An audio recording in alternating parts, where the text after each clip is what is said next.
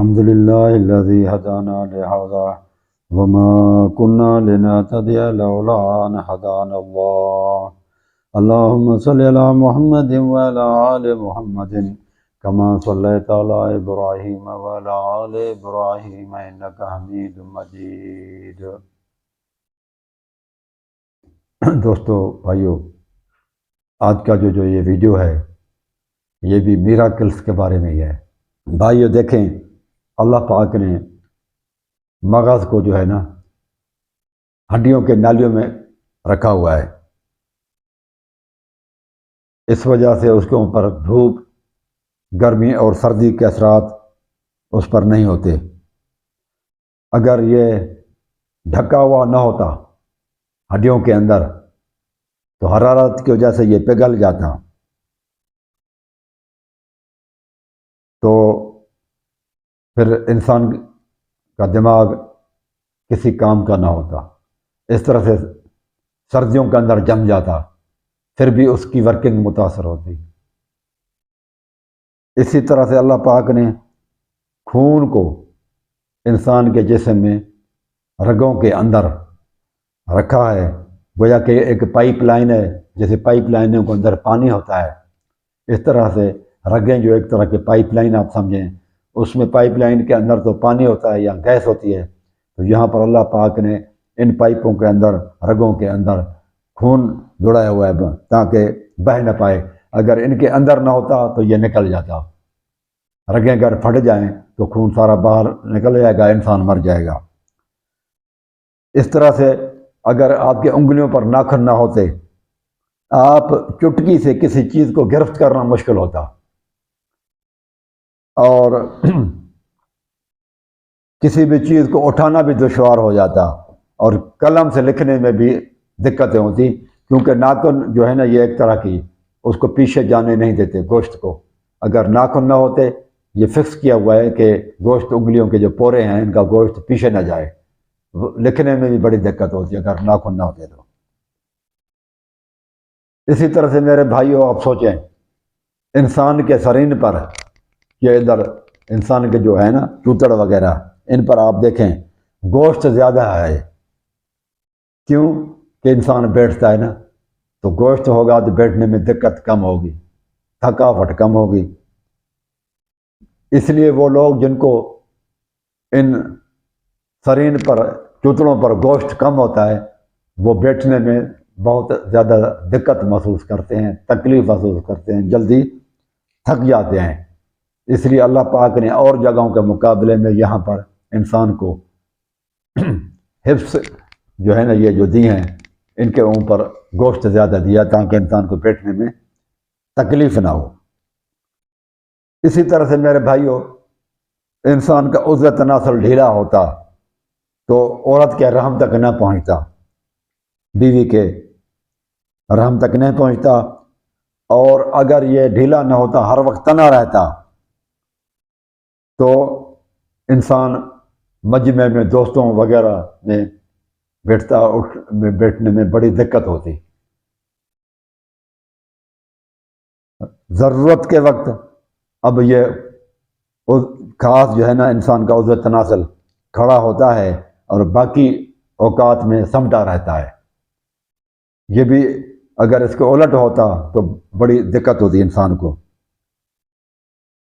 دانت بھی اللہ سبحانہ و تعالیٰ نے، کچھ دانت ہمارے ایسے ہیں جو کاٹنے کے دیے ہوئے ہیں، انسان اگر اپنے دانتوں پر غور کرے تو کچھ دانت ایسے ہیں جو کاٹنے کے لیے ہیں، اور بعض چوڑے دانت ہیں جو چبانے کے کام آتے ہیں، اور کسی بھی چیز کو رضا رضا کرنے کے کام آتے ہیں۔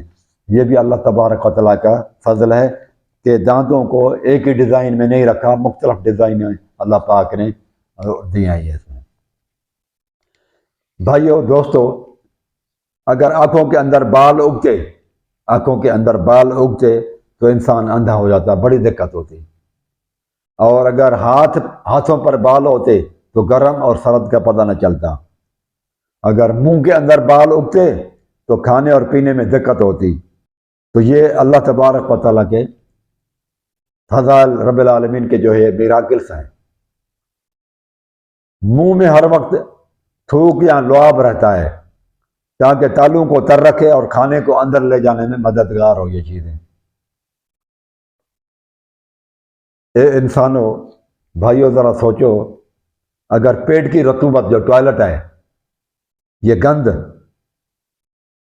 انسان سے بہتا رہتا ہر وقت، روک نہ ہوتی، یہ نیچے جو وال لگا ہوا ہے یہ کلوز نہ ہوتا، انسان کے بٹک میں جو ہے نیچے ایک طرح کا وال ہے، وہ جب تک پریشر نہ بڑھے تب تک وہ نکلتا نہیں ہے۔ اگر یہ پریشر کے بغیر بھی بہتا رہتا عموماً عام زندگی میں بھی، تو سونے کی جگہ اور کپڑے سب انسان کے خراب رہتے اور انسان انسان میں سے بدبو آ جاتی، جہاں بھی جاتا بدبو انسان کے ساتھ ہوتی، کہ وہ رطوبت جو ہے پیٹ والی ٹوائلٹ وہ نکلتا رہتا اگر۔ تو یہ اللہ تبارک و تعالیٰ کے انسان کے اوپر احسانات ہیں، لیکن انسان سوچتا نہیں ہے کہ رب کریم کی طرف میں متوجہ ہوں، اس کی طرف رجوع کروں، اپنے گناہوں کو چھوڑوں، انسان نہیں سوچتا۔ میرے بھائیوں، مٹی کو اللہ تعالیٰ نے بنایا دکان اور بلڈنگیں بنانے کے لیے، اور لوہا دست جو ہے نا وہ اس کو بھی بنایا بلڈنگ وغیرہ کے لیے، اور لکڑی کو کشتی وغیرہ بنانے کے لیے، اور مختلف لکڑی کے کام ہیں وہ ان کے کام ہیں۔ پتھر سے ہم چکیاں وغیرہ بناتے ہیں آٹے وغیرہ پسوانے کے لیے، وہ پتھر کی ہوتی ہیں۔ تانبا برتنوں کے واسطے ہوتا ہے، چاندی اور سونا معاملات اور زیورات کے لیے ہے، جواہرات ذخیرہ کرنے کے لیے ہے، اور دانے غذا کے لیے ہے، پھل اور گوشت سبزیاں کھانے کے لیے، خوشبودار چیزیں لذت کے لیے، دوائیں بیماروں کے لیے، چوپائے مال برداری کے لیے، سوکھی لکڑیاں آگ جلانے کے لیے، راکھ وغیرہ چونا بنانے کے لیے، اور ریت زمین کے فائدے کے لیے اللہ پاک نے تمام ضروریات زندگی کا سامان پیدا کر دیا ہے۔ کیا اتنی کوئی تدبیر یہ خود بخود ہو گئی؟ یہ کائنات خود بخود ہو گئی؟